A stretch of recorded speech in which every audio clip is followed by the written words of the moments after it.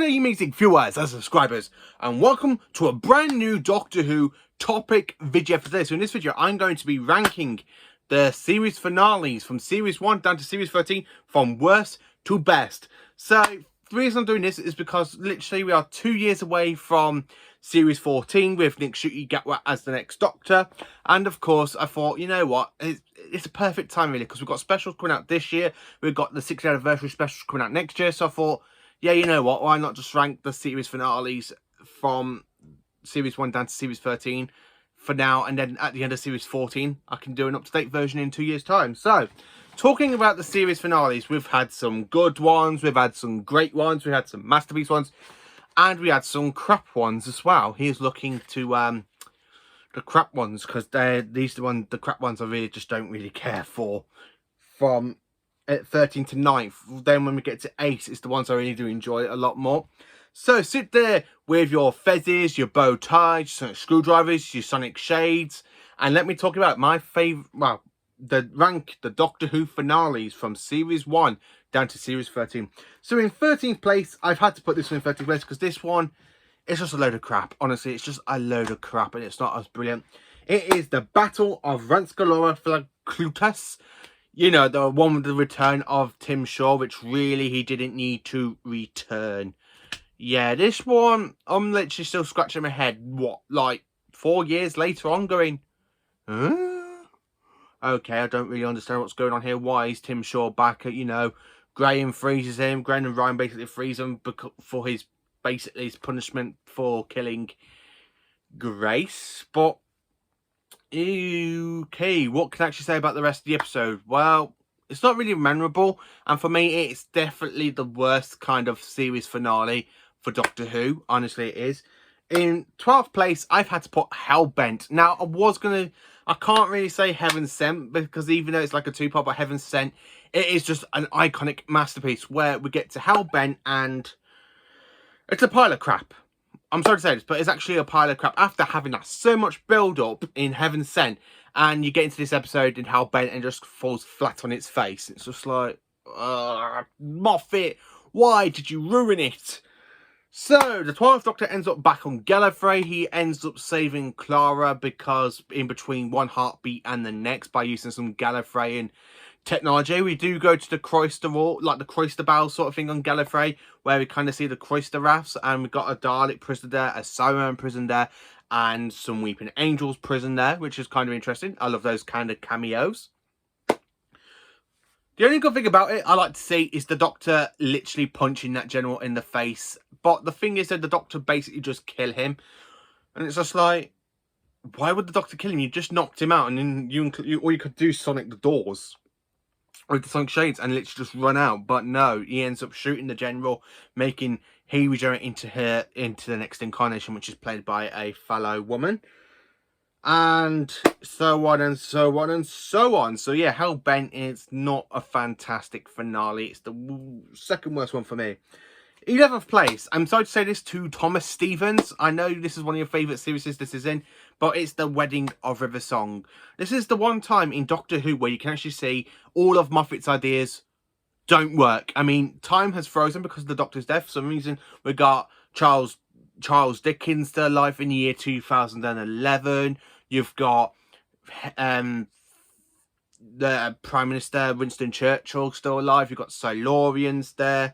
You've got flying cars. You've got trains and everything going blah de blah de blah. So this episode, it's very, very Moffat. You know, we got so many good ideas shoved into one episode and it doesn't work. Honestly, it just really doesn't work. It's like you're getting a bottle of ketchup and you're like there trying to whack the bottle to get the sauce out as it's like the last couple of inches. But that's what this is. This is literally Moffat just shoving all these ideas onto one episode and it fails. Massively fails. The only good thing about it is the fact that we kind of see the Wedding with River Song. The Doctor basically faking his death by using the Teselector and the return of Dorian. And the Doctor basically does find out that the Brigadier's dead. That's the only things about that episode I really enjoy. In 10th place, it is The Timeless Children. Now, I have a few issues with it, with the Doctor becoming a kind of like alien version of Jesus. Like the Doctor has all these many regenerations. We don't know how many lives they've got. We don't know how many. I'm really interested to see what the power of the Doctor is going to do to end that kind of storyline with the Timeless Children before Russell T Davies comes back. But this episode, it's not a great one for me, but the only good thing about this, I can actually say, is Sastrawan's performance as the Master, because it's very... In his performance, I actually see a lot of Anthony Ainley in him, and a bit of Roger Delgado. I see a bit of the mix the two classic Masters into his performance. I really enjoyed the way I'm like watching him, and I'm like, you know what? I think this is something Anthony Ainley would do, you know, because Anthony Ainley's Master does actually team up with the Cybermen in the Five Doctors in the Death Zone. So I kind of see what they're trying to do, you know, with the Master, and with the Master killing the Time Lords and converting the dead Time Lords into Cybermen, well, Cybermasters. Not really sure that's a very kind of like mastery thing to do, honestly. It's the Master. I really think the Master will literally just leave all the dead bodies that he's killed all around and not really do nothing with them. But to convert them into Cybermen, it's just like, yeah, okay. But the Cybermasters are returning in the power of the Doctor. So, yeah. Then, 9th place, we've got The Vanquishers, the finale to Series 13. And does it lead to any much with the plot? Well, no, apart from the Doctor basically putting the fob watch of all her memories before she gets turned into William Hartnell's Doctor and puts it into the TARDIS. We have Swarm and Ezra's kind of death. We do see Vinder, Bell, and Kestavin go off into the universe, just the three of them on their spaceship. Yeah, this episode doesn't really do much apart from having epic Santoran battles. We've got Kate Stewart in with Unit. We kind of see the Grand Servant really getting his kind of punishment by being stuck on a kind of like asteroid in the middle of deep space. So yeah, that's the only good thing about it. In 8th place, I've had to put this in 8th place because even though some people normally put this in the top 1 or top 2, for me it's 8th place. It's Army of Ghosts and Doomsday. Now, this finale, I like the fact we've got a Dalek and Cyberman war going on. We say finally goodbye to Rose after doing my heading from the first episode with Tennant's Doctor being all googly-eyed. And the fact that she ends up being stuck into a parallel universe. You know, you just want to wave the flags and say, good riddance. Yeah, this episode for me, even though it does have that going on for it, I absolutely love the fact you got the 10th Doctor, you got him working with Torchwood after Torchwood basically kind of catches in. I love the fact that the Cybermen are literally like these invisible ghosts coming from their parallel universe into our universe through the void. That's where the Daleks were hiding, so I kind of do like that episode. The music in this is quite good as well. I do like the Doomsday piece of music when the Doctor is there burning up a sun to say goodbye to Rose, and Rose is there just travelling because the Doctor's still calling out from the gap, which basically is called Bad Wolf Bay. So yeah, we do kind of have that finale, which is kind of good, and I do enjoy it. In 7th place, it's Darkwater and Death in Heaven. This one I really do enjoy a lot more than Series 2's finale, because it's the first time we actually see the Cybermen return since the Matt Smith era, and of course it's the return of the Master, aka Missy, the female version of the Master, and that she's going to create Cybermen from cyberspace and everything. And I kind of love the way how it just builds up, but then when you get to Death in Heaven, it's just like all of it, the whole plot of it was just to give the Doctor an army. It's just like, that's seriously the point of it. That's literally the point. And the fact Danny Pink has to go and blow himself up in the air, which makes you think, oh no, not Danny Pink. But the fact is though, he's been in it since episode 2 of Series 8, and this is episode 12. So literally 11 episodes of him being in this series, and you kind of go, it's like they're trying to say, oh no, we want you to go, oh Danny, no. It's just like, yeah, we don't care about this character. He's dead. No one cares about him. And the fact in Series 9 he was never mentioned again just proves it. He was just a pointless character by Stephen Moffat. You know, thank God he went bye-bye, because he had no interesting stuff going on apart from him being a soldier. That was all he had. Number 6, it is Utopia, The Sounds of the Drums, and Last the Time Lords, the trilogy to Series 3. And of course, it's the return of the Master, played by Derek Jacobi at first, and then he regenerates into John Sims' version of the Master. And I kind of do enjoy this trilogy a lot more than Army of Ghosts and Doomsday. This is the trilogy I do kind of go back and rewatch a lot. If I want to have a good mood if I'm in a good mood for a modern Master story, I really go back and rewatch the story quite a lot, because I just love Utopia. Sound of the Drums, I absolutely love the fact the Master gets hold of the Doctor's hand by using his DNA to turn him into an old man, and the fact he's created a whole paradox thing by having future versions of humans turned into Toclophane to try and turn Earth into a war planet for him. I do really enjoy that, and the fact that the Doctor tunes himself into the psychic network and messes with its matrices for over a year, just for him to restore himself back into a younger version of himself, and the downfall of the Master basically happens. So, and he does get shot by his wife, Lucy Saxon.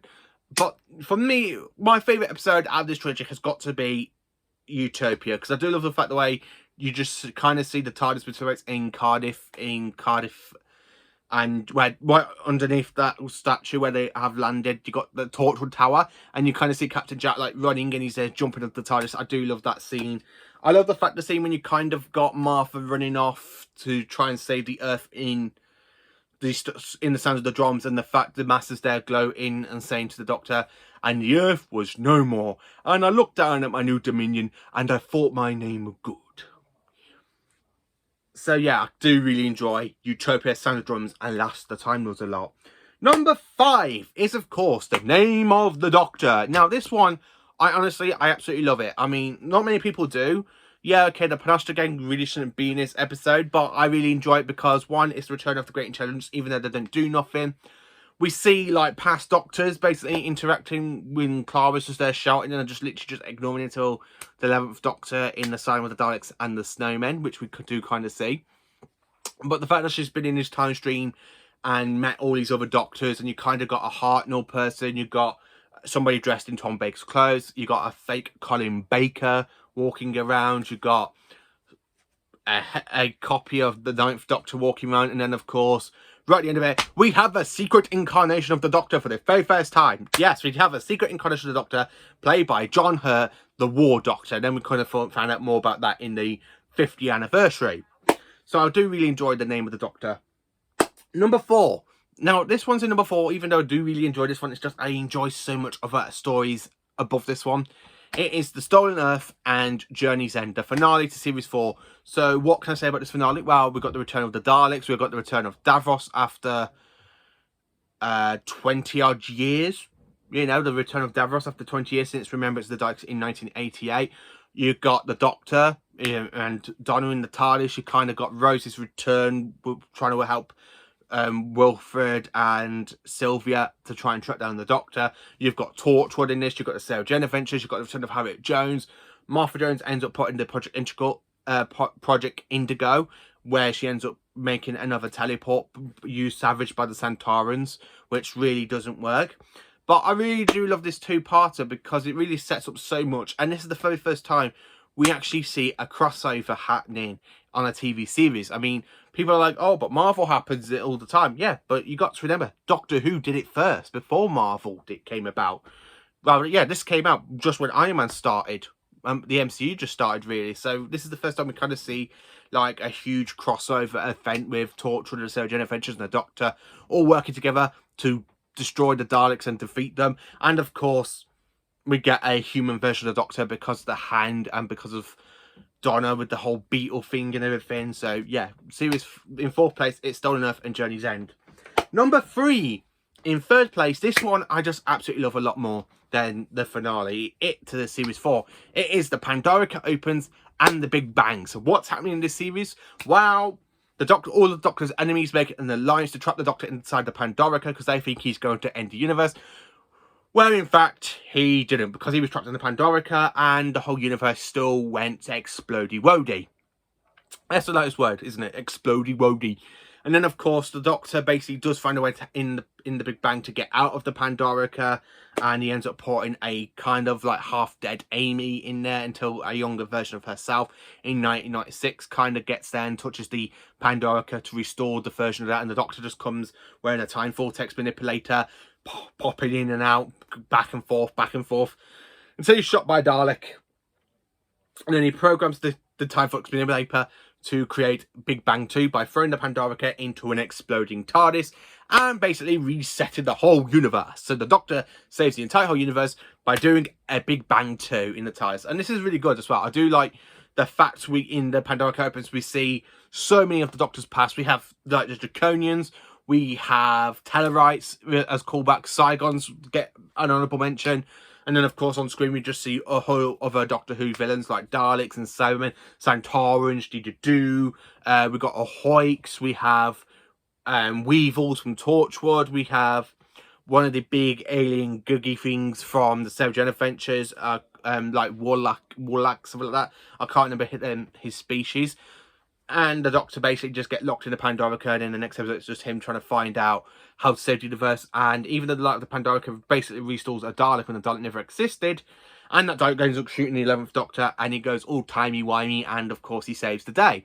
And of course, by being clever, he tells Amy a little pattern, saying something old, something borrowed, something blue, and the TARDIS materializes, and the Doctor basically is back into our universe to save the day once again. So yeah, I really do enjoy this finale for Series 5. In second place, it is World Enough in Time and the Doctor Falls. Yes, I honestly just love this finale. We've basically got 3 versions of Cybermen. We've got 2 incarnations of the Master. The 12th Doctor is on Bol. Yes, okay, Bill dies, but then she becomes a Cyberman, and then she gets turned into a puddle creature from her kind of like lesbian partner Heather, who basically comes back for her when she's been turned into a puddle creature herself. And I got to see the universe, and the Doctor's basically dead, and then you kind of see the regeneration starting to happen, and he comes about, and then he bumps into his first incarnation.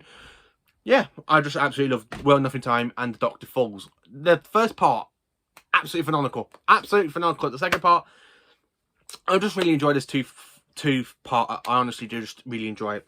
And then number 1, so my all-time favourite Doctor Who finale in Modern Who has got to be from Series 1. It is Bad Wolf and Parting of the Ways. This is a brilliant series finale. A proper series finale. Back in the days of 2005, and we had no idea, well, I had no idea the 9th Doctor was going to regenerate so soon. And it came a bit of a surprise to actually see the 9th Doctor go off to regenerate into his next incarnation, you know? And it's like, that's it. 13 episodes with 1 Doctor? That ain't enough, is it? But then you go, oh yeah, but Paul McGann had a TV movie. Yeah, but the 9th Doctor, blimey, he's absolutely brilliant. I honestly love Series 1. I love the fact we're on a game station. We've got so much building up. And then at the end of like the couple of minutes, if the Doctor finds out a whole Dalek Empire is still out there, we end up meeting the Dalek Emperor in this episode. Rose gets sent back into the Earth to try and stay alive when the Doctor's there, like building a data wave to go and kill all Daleks, and it will destroy Earth and the humans. So it's basically trying to end the Time War, but Rose has another idea. She hacks into the Time Vortex, make the TARDIS materializes to the Doctor, and destroys the Dalek Emperor and the Daleks, and of course the Doctor has to give her a kiss to get the Time Vortex out of her, and then the Time Vortex basically does really kill the 9th Doctor, and he has to go off to regenerate into his next incarnation, aka the 10th Doctor. So that is my ranking of every single series of modern Doctor Who from worst to best. How do you rank each series finale? Is there ones that you really enjoy a lot more than I do? I mean, I get if people don't really agree with me on Stolen Earth. People will say, oh, that's the number 1 for me. But for me, it's 4th because I really do enjoy the Pandora Opens of Big Bang a lot more than that one. And I really do enjoy World Enough in Time and the Doctor Falls. And I'm sorry to say this, but Bad Wolf and Parting of the Ways, it's going to be my all-time favourite finale, because every time we get to like a regeneration of the Doctor, it's always happened at Christmas, apart from Eccleston and Jodie. I mean, Tennant, Christmas Day. Matt Smith, Christmas Day. Peter Capaldi, Christmas Day. And then Eccleston, the end of Series 1. Jodie Whittaker in October, you know, so yeah, only 2 Doctors have not regenerated in Modern Who on Christmas Day, where 3 Doctors have basically regenerated on Christmas Day. And that's why I'm not really adding Twice Upon a Time, just because it's actually a Christmas special, even though it is like a 3-parter. But I just have to admit, I'm going to do that in my Christmas ranking list in a couple of months' time, because I just really, because Twice Upon a Time, I think it deserves to be in the Christmas category, not in with World Enough in Time and the Doctor Falls. So, let me know in the comments, what do you think of this list? Do you agree with me? Do you not agree with me? Thank you for watching, and have a cracking day. And enjoy it for more awesome Doctor Who content in the future. Have a great day, you amazing lot.